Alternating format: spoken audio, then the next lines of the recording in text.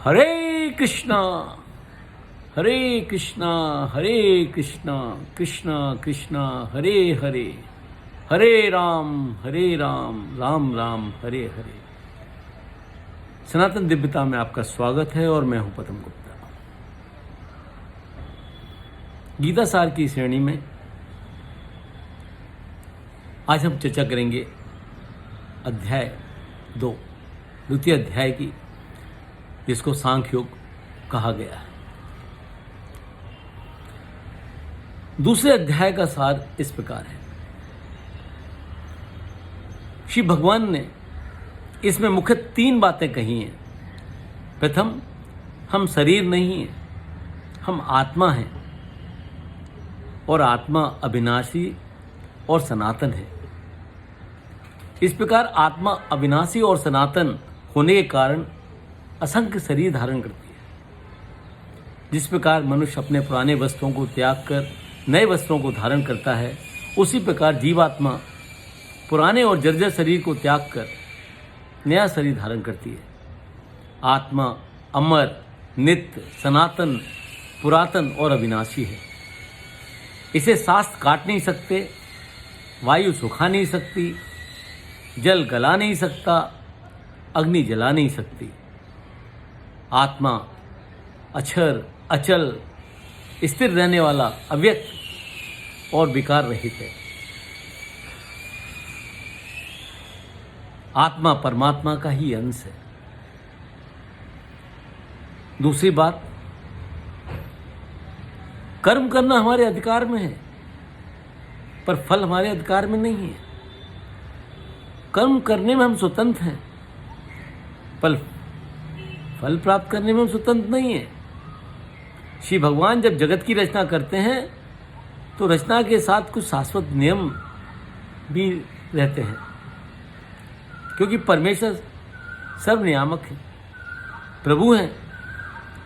इन नियमों में से एक है कर्म का अधिकार। कर्म में इसके 3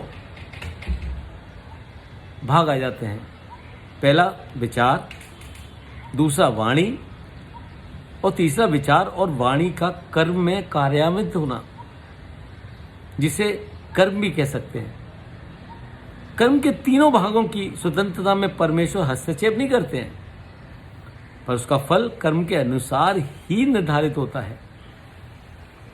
कर्म फल की इच्छा ना हो और कर्म में भी हमारी आसक्ति ना हो, और अकर्म में भी आसक्ति को त्याग कर सिद्धि और सिद्धि में समबुद्धि योग, समबुद्धि योग का तात्पर्य है प्रिय अप्रिय, सुख दुख, मान अपमान, निंदा स्तुति, मित्र वैरी आदि द्वंद्वात्मक भावों में संतुलन बनाए रखना और समता को रखना समबुद्धि योग कहा जाता है। में स्थित होकर कर्तव्य कर्म करें, संभावी योग कहा गया है। समक्त बुद्धि योग से सकाम कर्म या फल के हेतु कर्म निम्न है। समबुद्धि पुरुष पाप और पुण्य दोनों को त्याग देता है। वे सम्मत रूप योगों की कर्मों की ही कुशलता है, अर्थात कर्म बंधन से मुक्त होने का मार्ग है। इसलिए भगवान संतत्व रूप योग में आरूढ़ होने को ही प्राथमिकता देते हैं। तीसरा है, इस अध्याय में अर्जुन के प्रश्न के उत्तर में भगवान ने स्थित प्रज्ञ और स्थित बुद्धि के लक्षण बताए हैं। श्री भगवान ने बताया किस तरह से बुद्धि स्थिर और विचलित हो जाती है। भगवान कहते हैं, भांति भांति के और विपरीत वचनों को सुनकर बुद्धि विचलित और शांत हो जाती है। विषय वासनाओं के चिंतन से मुक्त होकर जब बुद्धि परमात्मा की समाधि में प्रवेश करती है, उस योग में अक्सर होने पर बुद्धि स्थिर और पूर्ण शांत हो जाती है। परमात्मा से दूर करने वाली भौतिक चर्चाएं और विषय बुद्धि को अस्थिर कर देती है। इसके उपरांत भगवान कहते हैं, जिसने सब कामनाएं त्याग दी हैं और आत्मा से आत्मा में ही संतुष्ट है, जो दुख आने पे विचलित ना होना और सुख आने पे उसके उन्माद में ना रहे, जिसके सर्व राग, भय, क्रोध नष्ट हो गए हैं, जिसकी इंद्रियां मन और बुद्धि वश में हैं, वे स्थित प्रज्ञ और स्थित बुद्धिमान है। इंद्रियों का सुख किस प्रकार विनाश कर देता है, इसके लिए इस अध्याय में कहा है, मनुष्य जब विषयों का चिंतन करता है तब उसको विषयों में आसक्ति से कामनाएं उत्पन्न होती हैं। कामनाओं में बाधा आने से क्रोध उत्पन्न होता है, क्रोध से मूढ़ भाव उत्पन्न होता है, मूढ़ भाव से स्मृति से भ्रम होता है, स्मृति में भ्रम पैदा होने से बुद्धि का नाश हो जाता है और ऐसा होने पर मनुष्य का विनाश हो जाता है। तो जिस पुरुष की इंद्रियां, मन और बुद्धि बस में है, उसकी बुद्धि स्थिर और शांत है।